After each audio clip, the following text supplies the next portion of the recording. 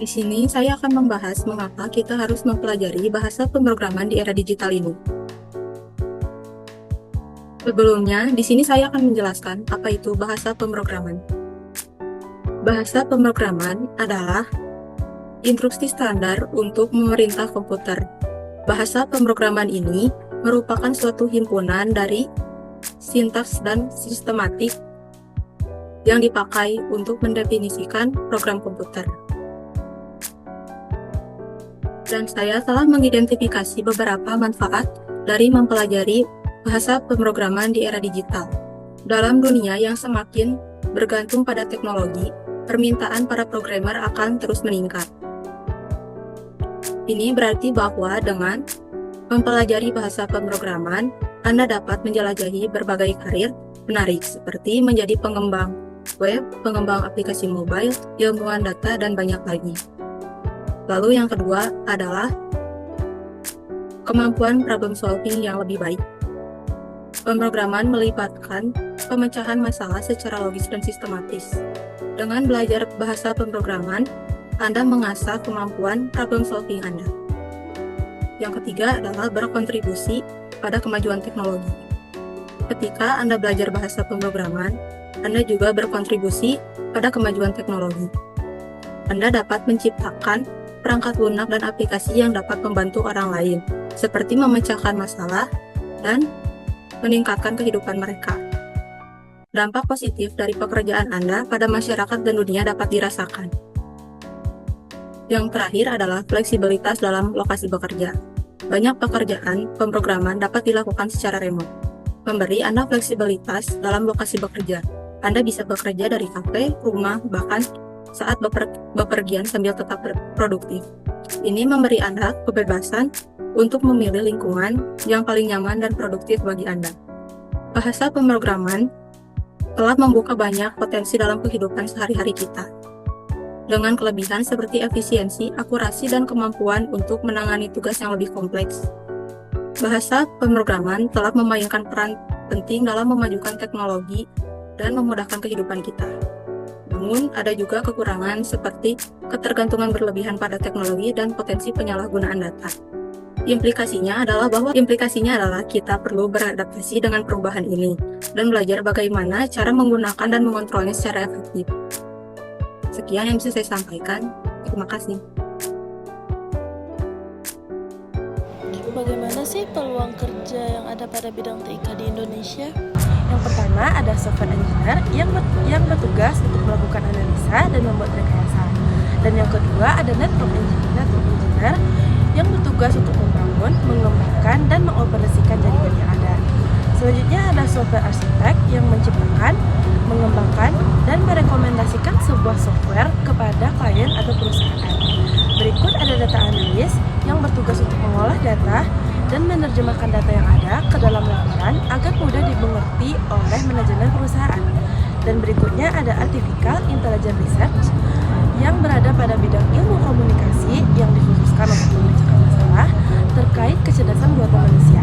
Selanjutnya ada database administration, yaitu pengelolaan sistem komputer secara khusus untuk melakukan perawatan ruang lingkup database. Dan terakhir ada mobile application development yang bertugas untuk membuat aplikasi untuk perangkat mobile seperti smartphone dan tablet. Lalu, berapa banyak tenaga kerja di sektor TIK yang berada di Indonesia?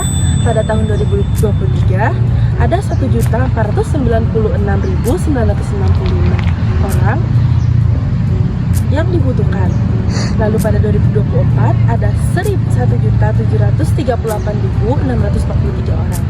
Dan kemungkinan pada 2025 ada 1.979.418 orang yang dibutuhkan untuk berada pada sektor TIK. Ini menggambarkan pada tahun ke tahun sektor tenaga kerja di TIK ini semakin meningkat.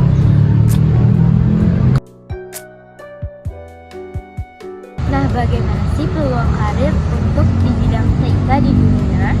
Tidak jauh dengan di Indonesia, peluang karir TIK di dunia juga mencakup banyak hal, dikarenakan banyaknya perusahaan yang beralih dengan sistem digital dan juga kesempatan untuk bekerja jarak jauh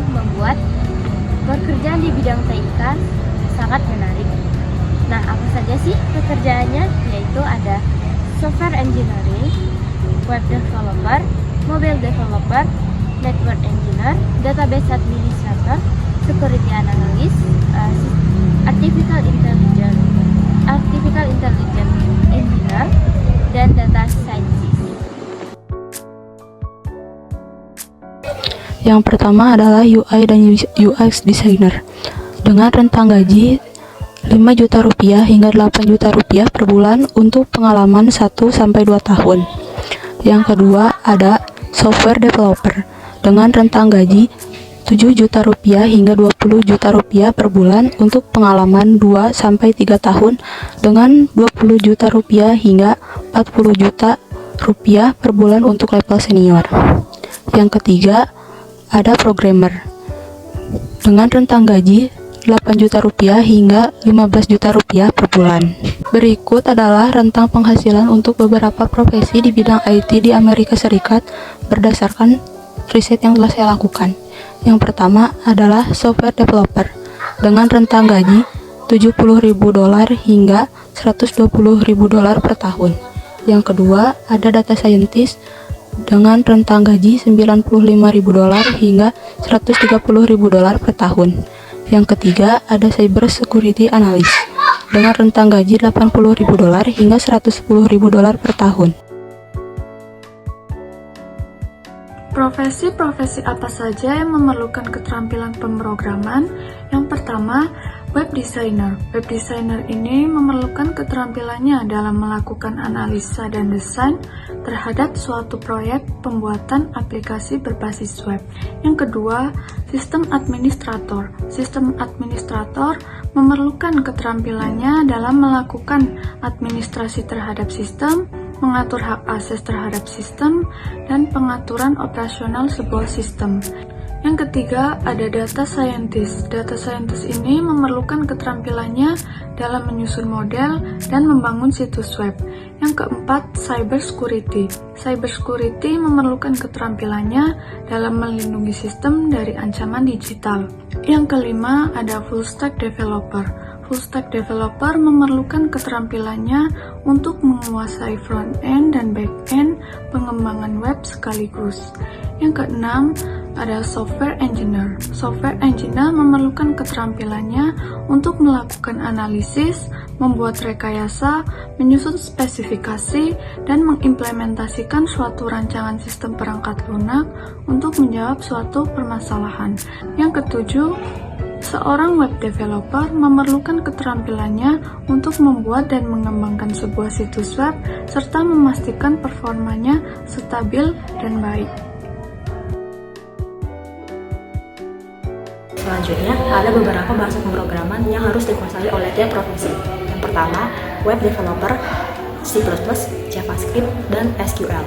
Yang kedua, data scientist, Python, R programming, dan SQL. Yang ketiga, sistem administrasi, BASH atau Burn Against Shell, PowerShell, Ruby, dan JavaScript. Yang keempat, web designer, JavaScript, HTML, CSS. Yang kelima, full stack developer, JavaScript, Python, Ruby, dan PHP. Cyber security, C, dan C++. Yang ketujuh, software engineer, C++, Python, dan Java.